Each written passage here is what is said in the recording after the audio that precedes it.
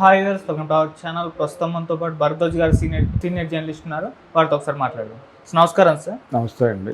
Sir, Ram Charan గారి upcoming film Peddi సినిమాకి సంబంధించిన ఫస్ట్ లుక్ని మొన్న రీసెంట్గా రిలీజ్ చేశారు. అయితే ఆ ఫస్ట్ లుక్ పైన కొన్ని కామెంట్స్ అయితే వినిపించాయి. పుష్ప లుక్లా ఉందా అని చెప్పేసి కూడా కొన్ని విమర్శలు రావడం మనం చూసాం. సరే, అయితే ఇవాళ ఈ సినిమాకి సంబంధించిన గ్లిమ్స్ అయితే రిలీజ్ అయింది. మరి గ్లిమ్స్ మీకు ఎలా అనిపించింది? మరి పుష్ప తో కంపేర్ చేస్తున్నారా లేదా కంప్లీట్ డిఫరెంట్గా ఉందా? మీకు ఎలా అనిపించింది సార్ గ్లిమ్స్? అంటే అదేమో అల్లు అర్జున్ లా కనిపించాడు రామ్ చరణ్ అన్నారు. అయితే ఇక్కడ గ్లిమ్స్కి వచ్చేసరికి ఇంకో కంపారిజన్ నడుస్తుంది. ఇది లగాన్ లాంటి కథ అని. అంటే ఒక టోటల్ రూరల్ బ్యాక్డ్రాప్లో సినిమా ఉండబోతోంది అన్నట్టుగా ఒక హింట్ ఇచ్చాడు ఆయన ఈ గ్లిమ్స్ నుంచి. అలాగే ఉత్తరాంధ్ర యాసలో మాట్లాడాడు ఆయన. అంటే ఒకేలాగా నడవటానికి ఒకేలాగా ఆడటానికి ఇదంతా ఇంత పెద్ద జీవితం అవసరమా అనే డైలాగ్ ఇక్కడ కీలకం. అదే టోటల్ కథని నెరేట్ చేసేటువంటి డైలాగ్. ఒకేలాగా ఆడటం, ఒకే ఆట ఆడటం, దానికి ఇంత జీవితం అవసరమా అన్న డైలాగ్ వెనకాల ఆల్రెడీ ఈ సినిమాకు సంబంధించి రకరకాల క్రీడా వ్యవహారాలు నడుస్తున్నాయనేది విన్నాం మనం. షూటింగ్ వాళ్ళు క్రికెట్ నడిపారు, అలాగే రెజ్లింగ్ నడిపారు, ఇంకేవో 2-3 క్రీడలు నడిచినాయని విన్నాం మనం. ఈ నేపథ్యంలో కథ ఏమై ఉండొచ్చు అనేది ఒక బ్యాక్డ్రాప్లోకి వెళ్ళి ఇది క్రీడా మైదానం నేపథ్యంలో జరిగేటువంటి ఇంకేదో మాఫియా స్టోరీ అన్నట్టుగా ఒక స్పెక్యులేషన్, ఒక ఊహించుకోవడానికి అవకాశం కల్పించాడు ఆయన. ఇప్పుడు ఆ ఊహల ప్రాతిపదికన ఈ డైలాగును చూస్తే ఇతను ప్రతి క్రీడలోనూ తనదైన ముద్ర వేయడానికి ప్రయత్నం చేస్తున్నట్టుగా కనిపిస్తుంది ఈ క్యారెక్టర్. ఓకే, ఈ క్యారెక్టర్ రూరల్ బ్యాక్డ్రాప్లో మొదలై టోటల్గా స్పోర్ట్స్ వరల్డ్లో తనకంటూ ఒక చరిత్రను క్రియేట్ చేసుకునేటువంటి క్యారెక్టర్గా నడిచే అవకాశం కనిపిస్తోంది. దీంతో పాటు ఇది కేవలం అక్కడికే పరిమితం అవుతుందా, లేదు క్రీడా మైదానానికి బయట జరుగుతున్నటువంటి అనేక వ్యవహారాల్లో కూడా ఈ పాత్ర విస్తరిస్తుందా?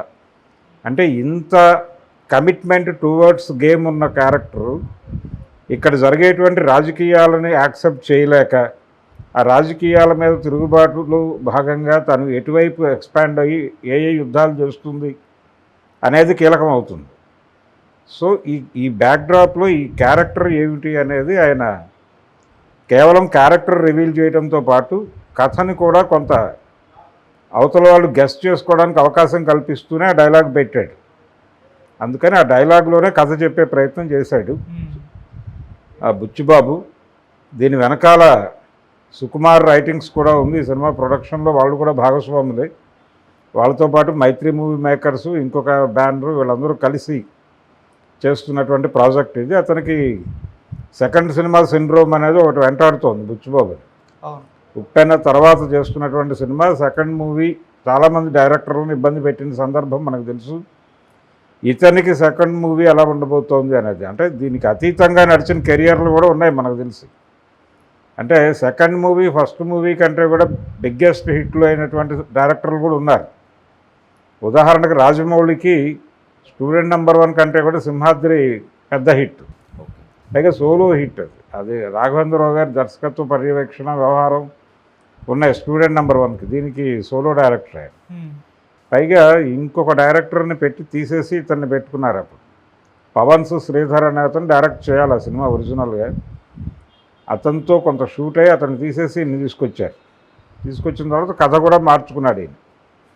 అలా ఆ సెకండ్ సినిమాతో చాలా పెద్ద హిట్ కొట్టిన డైరెక్టర్లు కూడా మనకు ఉన్నారు. కాబట్టి మేబీ ఆ ఏరియాలో సానా బుచ్చిబాబు ఏదైనా తన ముద్ర వేయబోతున్నాడా అనేది కూడా ఒక హోప్ ఇచ్చాడు. దీని ద్వారా గ్లిమ్సెస్ ద్వారా ఒక హోప్ అయితే క్రియేట్ చేయగలిగాడు. ఇది డెఫినెట్గా ఏది కోరుకుంటున్నారో రామ్ చరణ్ అభిమానులు అది ఉండబోతోంది. ఇది కేవలం లగాన్ లాంటి సినిమా అనుకుంటే పొరపాటే.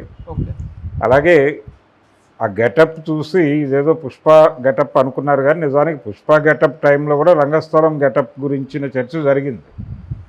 అది రంగస్థలం ఎక్స్పాన్షన్ అనుకుంటే ఇది పుష్పక ఎక్స్పాన్షన్ అనుకోవాల్సి ఉంటుంది. ఓకే, అంటే ఇంకొక ధోరణిలో వ్యక్తం అవుతుంది. ఇది ఇక్కడే ఉంటుందని అనుకోలేము. ఎలాగైతే అక్కడ శేషాచలం అడవుల్లో మొదలైన కథ విదేశీ గడ్డలో పోరాటాలతో నడుస్తోంది. పుష్ప 2కి సంబంధించి చెప్తున్నాను. అవును. జపాన్ హార్బర్లో పోరాటాలు అవన్నీ చూసాం కదా మనం. అందుకని ఇది కూడా అంతర్జాతీయ వేదికల మీదకు వెళ్ళే కథే. ఇది గ్రామంలో మొదలై గ్లోబల్గా నడిచేటువంటి స్టోరీ.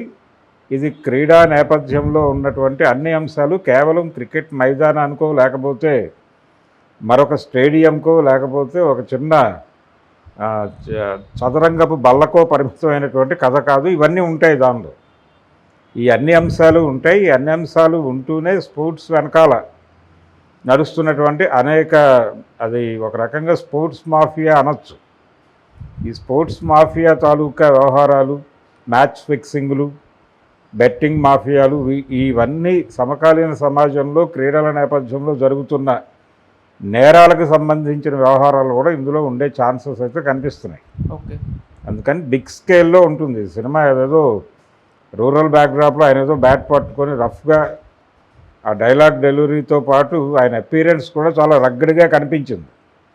ఒక రగ్గడ్ గెటప్తో అలా దూకి వచ్చి ఆ బ్యాట్ పట్టుకుని దాన్ని షాట్ కొట్టేటువంటి విధానము అవన్నీ కూడా చాలా కష్టపడి డిజైన్ చేసి మాస్ ఆడియన్స్ని రెచ్చగొట్టే పద్ధతిలోనే చిత్రీకరణ ఉంది. ఇది దీనికోసం చాలా కసరత్తు చేశాడు అతను. అంటే ఉప్పెన నుంచి ఈ సినిమాకు చాలా గ్యాప్ దొరికింది. ఈ గ్యాప్ మొత్తం కూడా చాలా కసరత్తు చేశాడు. రకరకాలుగా ఈ కథని తీర్చిదిద్దే ప్రయత్నాలు అయితే చేశాడు. ఆ కష్టం కనిపించింది దీనిలో. సో సినిమా డేట్ కూడా రివీల్ చేశారు. అది మార్చ్ 27th అన్నారు. 27th 28th అనేది పక్కన పెడితే సినిమా రిలీజ్ డేట్ ప్రపంచానికి చెప్పేశారు.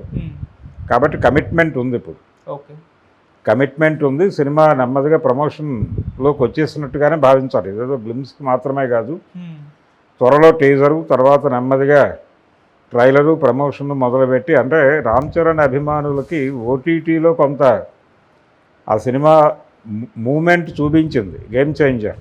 ఆ మూమెంట్ చూసి కొంత హ్యాపీగా ఉన్నారు. కానీ థియేటర్కల్గా మనం ఒక పెద్ద హిట్ కొట్టలేకపోయామనేటువంటి ఒక వెలితి ఉంది వాళ్ళలో. ఆ వెలితిని తీర్చే సినిమాగా దీన్ని వాళ్ళు భావించడానికి ఒక హోప్ అయితే ఇచ్చింది. కాబట్టి ఆ కమిట్మెంట్ని నిలబెట్టుకునేలాగా సినిమాని రెడీ చేసి రిలీజ్ చేసి, తను సెకండ్ ఫిలిం సిండ్రోమ్ నుంచి బయటపడాలి, రామ్ చరణ్ని బయటకు తీసుకురావాలి. థియేటర్కల్గా రామ్ చరణ్ కెపాసిటీకి తగినటువంటి హిట్ ఒకటి ఇచ్చి అభిమానులను ఆనందపరవశులను చేయాల్సిన బాధ్యత ఉంది అతనికి. ఏ పెద్ద హీరో, సినిమా డైరెక్టర్ కానీ ఆ రెస్పాన్సిబిలిటీ ఖచ్చితంగా ఉంటుంది. ఆ రెస్పాన్సిబిలిటీని ఫీల్ అయ్యే సినిమా చేస్తున్నాడు అతను. ఈ అంచనాలన్నింటినీ బ్రేక్ చేసే సినిమా అవుతుంది పెద్ది అనేటువంటి ఒక భరోసా అయితే కల్పించింది ఈ గ్లిమ్స్. చూద్దాం మరి ఎలా ఉండబోతోంది సినిమా అనేది. ఆ సినిమా రిలీజ్ అయ్యాక మాట్లాడుకుందాం. మరి so next year March 27th అన్నారు. అంటే రామ్ చరణ్ గారి బర్త్డే సందర్భంగా ఆ సినిమా రిలీజ్ చేస్తామన్నారు. దాని ముందు రోజే నాని గారి ప్యారడైజ్ సినిమా కూడా రిలీజ్ ఉంది సార్. మరి రెండు పాన్ ఇండియన్ సినిమాలు, రెండు పెద్ద సినిమాలు పోటీ పడతాయా, మరి లేదా డిస్కషన్స్ చేసుకుని ఏదో ఒక సినిమాని ముందుకు లేదా వెనక్కి తీసుకెళ్లే ఛాన్స్ ఉన్నాయి? రిలీజ్ డేట్ వీళ్ళు టెంటేటివ్గా అనుకున్నారు, ఆ డేటే ఉంటుందని కూడా కన్ఫర్మ్ ఏం కాదు, ఉన్నా తప్పలేదు. రెండు పెద్ద సినిమాలు ఒకేసారి రిలీజ్ అయ్యి పోటీలో రెండు హిట్ అయినటువంటి సందర్భాలు అనేకం చూస్తాం మనం. ఆయన పాన్ ఇండియా మార్కెట్ని టార్గెట్ చేసుకుని ఆయన ప్రయత్నం చేస్తున్నాడు. ఆల్రెడీ గ్లోబల్ మార్కెట్లో తన ఇమేజ్ని నిలబెట్టుకోవడం కోసం ఇతను ప్రయత్నం చేస్తున్నాడు. ఇద్దరి గోల్స్ ఒకటేలా కనిపించినప్పటికీ వీళ్ళ టార్గెట్స్లో ఒక తేడా ఉంది. రెండోది కథకి సంబంధించిన సారూప్యం కూడా కొంత కనిపిస్తుంది. అంటే అక్కడ ఆ క్యారెక్టర్ చాలా కింది స్థాయిలో మొదలవుతోంది, ఇక్కడ కూడా ఆ క్యారెక్టర్ కింది స్థాయిలోనే మొదలవుతోంది అనేది అర్థమవుతోంది. దీని ఎక్స్పాన్షన్ గ్లోబల్ లెవెల్లో ఉండబోతోంది అనేది హింట్ ఇచ్చాడు. ఏది రామ్ చరణ్ సినిమాకి సంబంధించి పెద్దికి. అలాగే ఇక్కడ కూడా ఇది ఎక్కడో మొదలై ఒక జాతి విముక్తి కోసం పోరాటం చేసేటువంటి పాత్రగా చెప్తున్నాడు ఆయన డైరెక్టర్ శ్రీకాంత్ ఓజల. అందుకని ఇవి రెండూ కూడా రూరల్లో మొదలై గ్లోబల్లో తేలేటువంటి క్యారెక్టర్లుగానే కనిపిస్తున్నాయి. అలాగే కింది స్థాయిలో మొదలయ్యే క్యారెక్టర్లు కింది స్థాయిలో మాత్రమే కాదు, కింది కులాల్లో మొదలయ్యేటువంటి క్యారెక్టర్లుగా కూడా కనిపిస్తున్నాయి. ఇలా అనేక సారూప్యాలు ఉన్నాయి. ఉన్నప్పటికీ ఆ ఏరియా వేరు, ఈ ఏరియా వేరు. ఈ రెండు ఏరియాలు ఒకేలా కనిపించేటువంటి భిన్నమైనటువంటి ప్రాంతాలు కాబట్టి ఒకే సినిమా అని అనుకునే ప్రమాదం అయితే ఉండదు. అందుకని డెఫినెట్గా ఆ ఆడియన్స్ ఆ సినిమానే ఎంజాయ్ చేస్తారు, దీన్ని ఎంజాయ్ చేస్తారు. వాళ్ళు ఇచ్చిన రిలీజ్ డేట్స్కి కమిట్ అయ్యి సినిమాలు రిలీజ్ చేస్తున్నా కంటెంట్ ఉంటే ఏమీ కాదు. ఓకే. కంటెంట్ ఉండి 2 సినిమాలని ఆదరించిన చరిత్ర మనకు మొదటి నుంచి ఉంది. ఓకే. 3 సినిమాలు హిట్ అయిన సందర్భాలు కూడా ఉన్నాయి. అంటే ఎక్కువ పండగ సీజన్లో వచ్చేది సార్. మా నార్మల్ టైంలో అంటే మార్చ్ అంటే మీకు సమ్మర్ మొదలయ్యేటువంటి పరిస్థితి. సమ్మర్ మొదలవుతున్న టైంలో కొంత రిలాక్సేషన్ మొదలవుతుంది. మొదలై సినిమా మీద టాక్ స్ప్రెడ్ అయ్యే టైంకి ఎగ్జామ్స్ కంక్లూడ్ అయ్యి స్టూడెంట్స్ ఫ్లో మొదలవుతుంది. మొదలైన తర్వాత మార్చిలో హిట్ కొడితే సినిమా మే మంత్ ఎండింగ్ వరకు అంటే జూన్ 14th వరకు కలెక్షన్స్కి అవకాశం ఉన్నటువంటి టైం అది. ఓకే. అందుకని అది మంచి టైమే సెలెక్ట్ చేసుకున్నారు. ఆ టైంలో 2 సినిమాలని హిట్ చేసేటువంటి క్యాపబిలిటీ, అంటే హిట్ అంటే ఇప్పుడు ప్రస్తుతం సిల్వర్ జూబ్లీలో మరొకటో కాదు, థియేట్రికల్గా సక్సెస్ఫుల్గా రన్ అవ్వటం, థియేట్రికల్ రైట్స్ కొనుక్కున్న వాళ్ళు లాభాలతో బయటపడటం. ఆ లాభాలను ఇచ్చే అవకాశం 2 సినిమాలకి ఉంది కాబట్టి భయపడాల్సిన అవసరం లేదు. ఓకే. గతంలో ఏంటంటే ఇది సిల్వర్ జూబ్లీ ఆడుతుంది, లేకపోతే ఇది సంవత్సరం ఆడుతుంది అనేటువంటి ఒక అంచనాలు ఉండేవి. ఈ అంచనాల్లో యువతల సినిమా కనుక ఇబ్బంది పెడితే అది తగ్గేది. ఇలా తక్కువ రోజుల్లో ఎక్కువ డబ్బులు చేసుకుని హిట్ అయిన సినిమా కంటే ఎక్కువ డబ్బులతో తక్కువ రోజులు ఆడి వెళ్ళిపోయిన సినిమాలు కూడా ఉన్నాయి. ఓకే. అంటే 2 పెద్ద హీరోల సినిమాలు రిలీజ్ అయితే ఒక హీరో సినిమా శతదినోత్సవాలు జరుపుకునేది, ఇంకో హీరో సినిమా 50 రోజులు ఆడేది. కానీ దీని కలెక్షన్స్ దాన్ని మించి ఉండేవి. అంటే ఓపెనింగ్స్ కుమ్మేసి తర్వాత డౌన్ అయ్యేది సినిమా. ఓకే. మొదటి 15 రోజులు విపరీతంగా పుల్ చేసేసి ఆగిపోయేది. అది స్లోగా రన్ నడిచేది. రన్ నడిచి 100 రోజులు కనిపించేది. కానీ ఆ 100 రోజుల కలెక్షను ఈ సినిమా కలెక్షన్లో సగం ఉండేది. అలాంటి చరిత్రలు కూడా చూసాం మనం. ఓకే.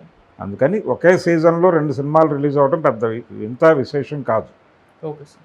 దేని క్యాపబిలిటీని బట్టి దాని వసూళ్ళు నడుస్తాయి.